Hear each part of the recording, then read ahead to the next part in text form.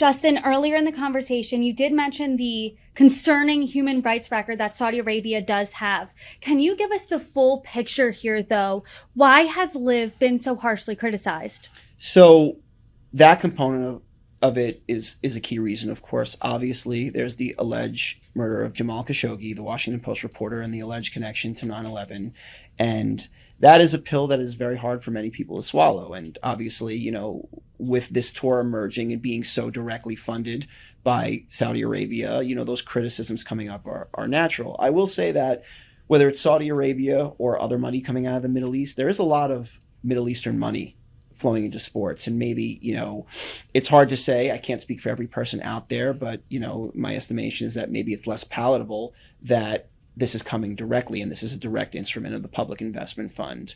But, you look at the English Premier League and Newcastle United, which is also owned by the public investment fund, and they've got lots of other, different sports investments going on. So, it is a wide ranging thing. And it's not necessarily the same level of criticism, though I'm sure it exists in some form. It's hard to say. And, I can't alone speak for everyone. With that being said, on the golf side, LIV offers a variation of the rules. PGA tournaments are usually 4 days, 72 holes, and they cut half the field after 2 days.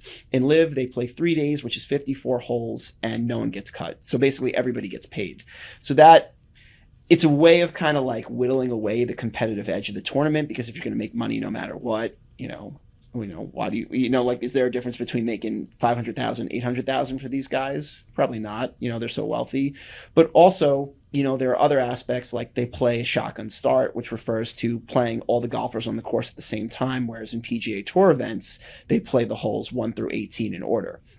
With that being said, the PGA Tour is a long-standing traditional sport. It's got a ton of legacy. It's very tied into the history and has all these stars and a great reputation, in terms of competitiveness.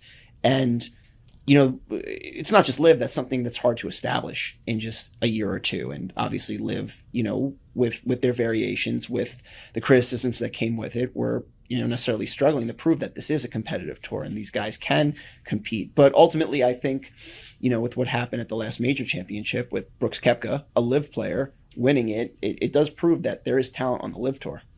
When I first heard this deal, my first thought was about Saudi Arabia's shoddy human rights record. My second thought was Tiger Woods, who, he's a billionaire, so he doesn't really need my thoughts, but he did turn down $700 to $800 million to join LIV Golf. Phil Mickelson, on the other hand, signed on for about $200 million. So what does this move mean for golfers like Tiger Woods who didn't defect to LIV? Yeah, so those who went, and the top tier of those who went, got these large numbers like Phil, 200, and we estimate he got half of that up front. A number of guys got these astronomical payments that are generational wealth for them, and a lot more than what they could earn, whether it's competing or through the endorsement market.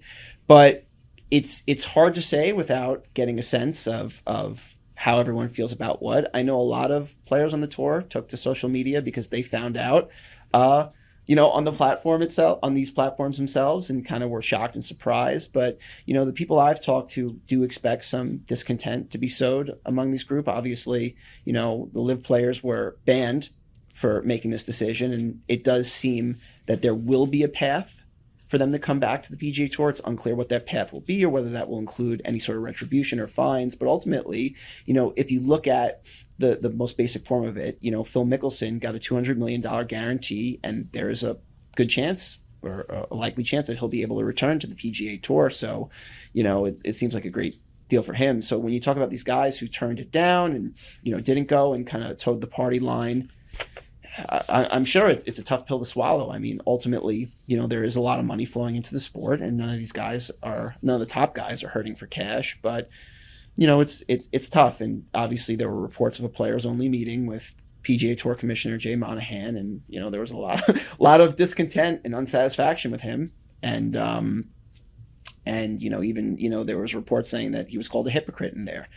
So I think it's tough to swallow. I think, we have to see how the players react and what they say and how that goes, and take it from there. Justin, you mentioned the discontent over players finding out this news on social media, but I really want to know the overall response to this deal and how will this change professional golf going forward? Yeah, so I think that what I've heard is that unification for professional golf is overall a good thing.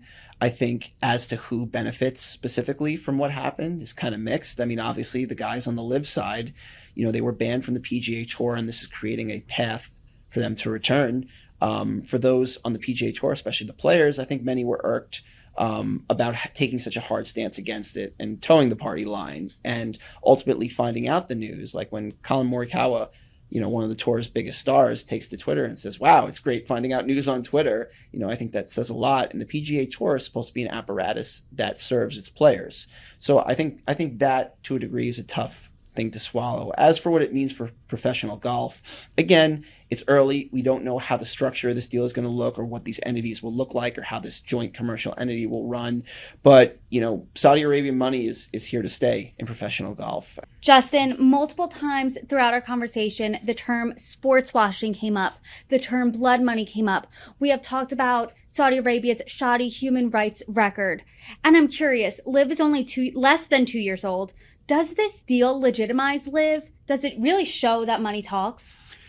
So it's hard to say how things are going to unfold, because we still don't know what the structure of this new apparatus is going to be and what future that has for LIV Golf. Obviously we mentioned that the PIF and Saudi Arabian money will be, much more involved and inside of this joint entity.